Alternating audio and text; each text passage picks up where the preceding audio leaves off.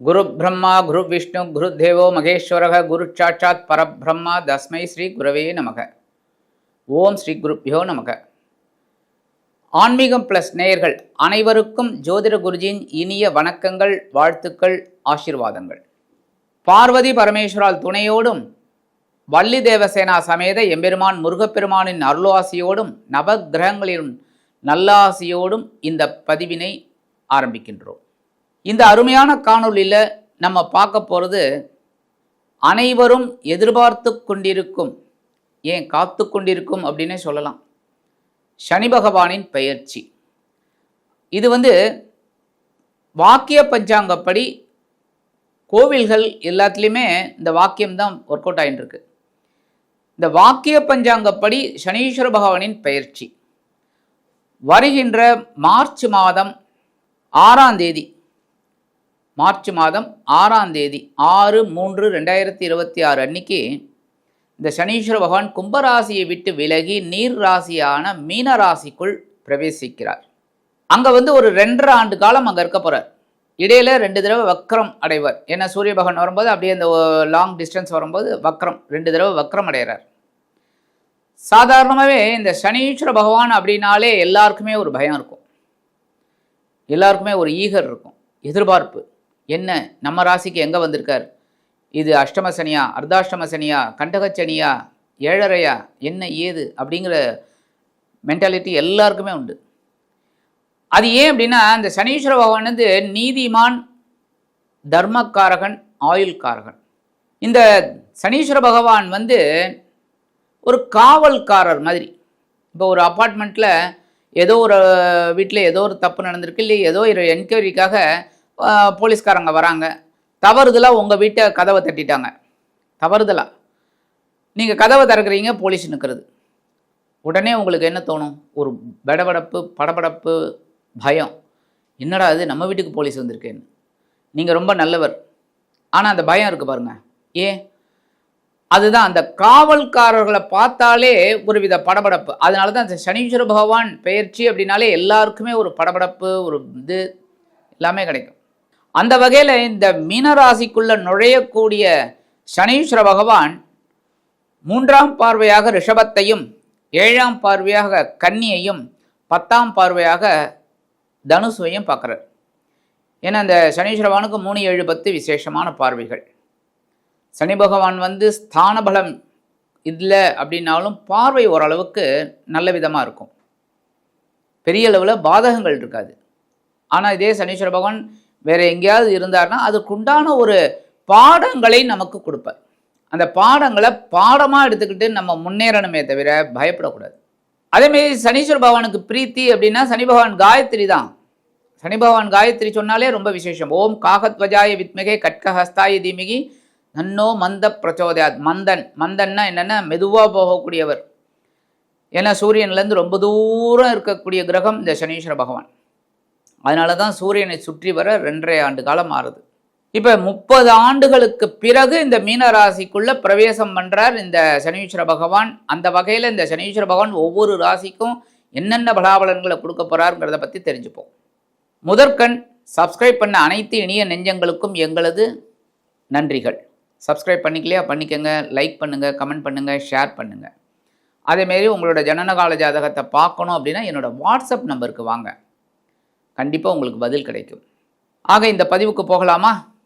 அன்பான கன்னி ராசி நேர்களே, இந்த அருமையான காணொளியில் நம்ம பார்க்க போகிறது சனீஸ்வர பகவானின் வாக்கிய பஞ்சாங்கப்படி பெயர்ச்சி. இந்த சனீஸ்வர பகவான் உங்களுக்கு பஞ்சமாதிபதி, பகைரோன ரோகாதிபதி. இந்த கன்னிராசி அன்பர்களுக்கு ஏகப்பட்ட குழப்பங்கள், ஏகப்பட்ட பிரச்சனைகள் எல்லாமே இருந்தால் கூட உத்தியோகத்துலேயும் சரி, தொழில் வியாபாரத்துலேயும் டாப் மோஸ்ட்டாக வருவதுக்கு நீங்கள் ட்ரை பண்ணுவீங்க, வருவீங்க. ஏன்னா உழைச்சாலே சனீஸ்வர பகவானுக்கு பிடிக்கும். ஆக இந்த 5, 6 கூடிய அதிபதி இது வரைக்கும் உங்களுக்கு எங்கே இருந்தாருன்னா பகைருண ரோகம் அப்படிங்கிற 6ஆம் இடத்துல இருந்துக்கிட்டு ஓரளவுக்கு நன்மைகளை கொடுத்தார். ஆனால் இந்த மூத்த வயதை சேர்ந்த அன்பர்களுக்கெல்லாம் கொஞ்சம் இந்த தசாபுக்தியெல்லாம் கொஞ்சம் வீக்காக இருந்ததுன்னா அடி வாங்கியிருக்காங்க, இல்லைன்னு சொல்ல முடியாது. நிறைய பேருக்கு கன்னிராசி என்பவர்களுக்கு கொஞ்சம் குழப்பமான ஒரு சூழ்நிலை வந்திருக்கு. குடும்பத்தில் பிரிவினை, சில பேருக்கு கடன் சுமை, உத்தியோகத்தில் வேலையின்மை, அதுக்கப்புறம் வேறு வேலை தேடி இருக்கீங்க, அதுவும் போய் இன்னொரு வேலை தேடி இருக்கீங்க, இப்படி போயிட்டுருக்கு. உடல் ஆரோக்கியமும் சொல்ல மாதிரி இல்லை. அந்த வகையில் ஒரு தைரியம் இருந்தது பாருங்க, அதுதான் பெரிய ப்ளஸ் பாயிண்ட். பகைருண ரோகாதிபதி பகைருண ரோகஸ்தானத்தை விட்டு விலகி இப்போ எங்கே வர்றாருன்னா உங்களோட கலத்திரஸ்தானம் அப்படிங்கிற 7ஆம் இடத்துக்கு வர்றார். கண்டகச்சனி ஆரம்பம். வாழ்க்கை துணையோட உடல் ஆரோக்கியத்தில் கவனமாக இருங்கோ, நண்பர்கள் விஷயத்தில் கவனமாக இருங்கோ. ஏன்னா குரு பகவானின் நீர் ராசிக்கு தான் வரார். சில பேருக்கு இந்த ஜலதோஷம் இதெல்லாம் சாதாரணமாக எல்லாருக்கும் வரக்கூடியது தான். ஆனால் அது வரும்போது நீங்கள் கவனமாக இருங்க. ஏன்னா நுரையீரல் பிரச்சனை வரத்துக்கு வாய்ப்பு இருக்குது உங்களுக்கு. அதில் கொஞ்சம் கவனமாக இருங்க. அதுமாதிரி எடுக்கிற காரியங்களில் ரொம்ப தெளிவாக இருக்கணும், கவனமாக இருக்கணும். உத்தியோகத்தில், ஏன்னா உத்தியோகம் அப்படிங்கும்போது நீங்கள் மட்டுமா உத்தியோகத்தில் இருப்பீங்க, உங்கள் சக நண்பர்கள்லாம் இருப்பாங்கல்ல, அப்போ அவங்களெல்லாம் நீங்கள் அனுசரித்து போகணும். தேவையில்லாத அனுசரிக்கிறதுங்கிறத விட தேவையில்லாத அந்த பம்பு பேச்சு, அவங்கள பற்றி இது சொல்கிறது, இவங்களை பற்றி அப்படி அதெல்லாம் வேண்டாம். நீங்கள் உங்கள் வேலையை நீங்கள் பாருங்கள், அவங்கள அப்படியே விட்டுட்டு அவங்கள அனுசரித்து போயிடுங்க, நிம்மதியான வரும். அதேமாதிரி தொழில் வியாபாரத்தில் இருக்கிறவா கூட்டாளிகளை கூடுமானவரை அனுசரித்து போகணும். ஏன்னா பகைருண ரோகஸ்தானத்தில் இருக்கும்போதே கூட்டாளிகளை பிரிவினை வந்தது. அப்போ இப்போ கலத்திரஸ்தானத்துக்கு வரும்போது நண்பர்கள் மூலமாக கண்டிப்பாக பிரிவினைகள் இருக்கும், கூட்டாளிகள் பிரச்சனை பண்ணுவாங்க, இல்லை நீங்கள் பண்ணுறதுக்கு தோணும். அப்போ கவனமாக இருக்கிறது நல்லது. தொழில் வியாபாரத்தில் கவனமாக இருந்தால் தான் உங்களோட அந்த பங்கு உங்களுக்கு ரிட்டர்ன் வரத்துக்கு கரெக்டாக இருக்கும். இல்லைன்னா உங்கள் பங்கை அவங்க ஏதாவது ஒன்று பண்ணுவாங்க, அதுக்கு கோர்ட்டு கேஸுன்னு போயிட்டு அப்படியே போயின்னு இருக்கும். அதனால் கவனமாக இருக்கிறது ரொம்ப விசேஷம். சுபகாரிய நிகழ்ச்சிகள் அப்படிங்கிறது ஓரளவுக்கு உங்களுக்கு சக்ஸஸ் ஆகிறதுக்கு வாய்ப்பு இருக்குது. ஏன்னா குரு கரெக்டாக அந்த கடகத்தில் உச்சமாகும்போது உங்களுக்கு அற்புதமான ஒரு மன வாழ்க்கை அமையும். ஏன்னா சில பேருக்கு 7ஆம் இடத்துல இருக்கிற சனீஸ்வர பகவான் கண்டிப்பாக கல்யாணத்தை ஏற்படுத்தி கொடுப்பார். ஏன்னா ஒரு குடும்பம்னு அமைஞ்சிட்டாலே பிரச்சனை அதிகமாயிடுமா? இல்லை, ஒரு அதிகப்படியான பொறுப்புகள் உங்களுக்கு வர ஆரம்பிச்சிடும். அதிகப்படியான பொறுப்புகள். அப்போ இந்த குடும்பத்தை எப்படி ரன் பண்ணணும், எந்த மாதிரி கொண்டு போகணும், குழந்தை பாக்கியம் ஆகிடும், குழந்தைய எப்படி வளர்க்குறது, அதே தாட் அப்படி போகும். ஆக திருமணமாகாதவர்களுக்கு திருமண யோகம் கைகூடுறதுக்கு வாய்ப்பு இருக்கு. இந்த சனீஸ்வர பகவான் 3ஆம் பார்வையாக உங்களது பாக்கியஸ்தானத்தை பார்க்கிறார். தந்தையாரின் மூலமாக நீங்கள் எதிர்பார்க்கும் சில காரியங்கள் அற்புதமாக நிறைவேறும். பிதுரார்ஜித சொத்துக்கள் அல்லது பூர்வீக சொத்துக்கள் உங்கள் கைக்கு வரத்துக்கு வாய்ப்பு இருக்கு. வீடு மனை வாகனம் வாங்க போட்ட திட்டம் பாக்கியங்களை கொடுக்கும்.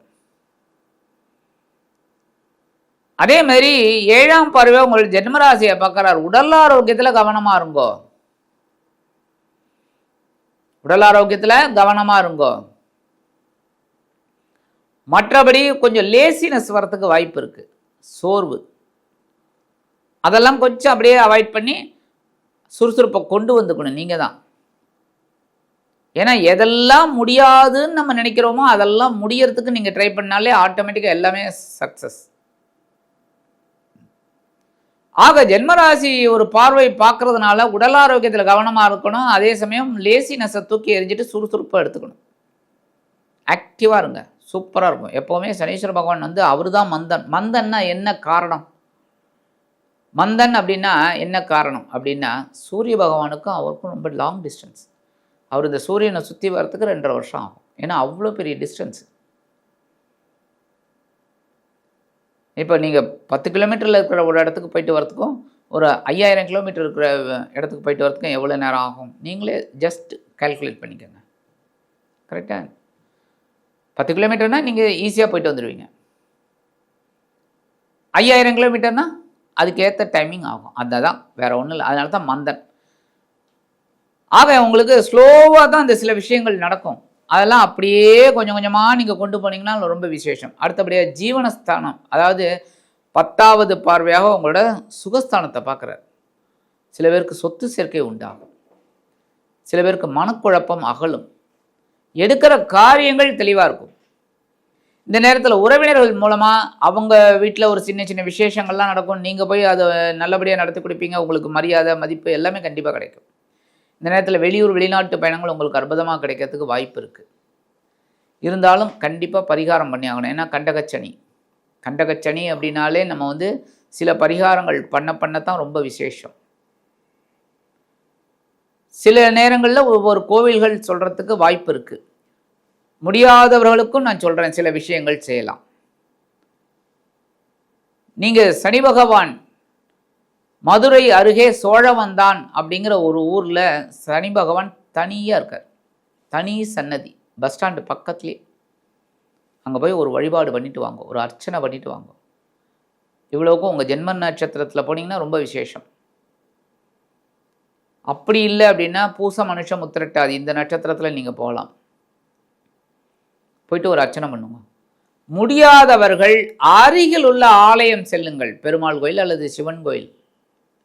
நவ கிரகங்களில் உள்ள சனீஸ்வர பகவானிற்கு அர்ச்சனை பண்ணிட்டு வாங்க.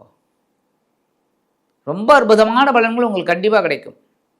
ஆக இந்த சின்ன பரிகாரம் நீங்கள் பண்ணீங்கனாலே உங்களது பஞ்சமாதிபதியும் பகைருண ரோகாதிபதியுமான சனீஸ்வர பகவான் உங்களது கலத்திரஸ்தானத்தில் கண்டகச்சனியாக இருந்தாலும் சில அற்புதங்களை நடத்தி காட்டுவார் என்று கூறி விடைபெறுகிறேன். நன்றி, வணக்கம். மீண்டும் ஒரு அருமையான காணொலியில் உங்களை அற்புதமாக சந்திக்கிறேன். வாழ்த்துக்கள். வாழ்க வளமுடன்.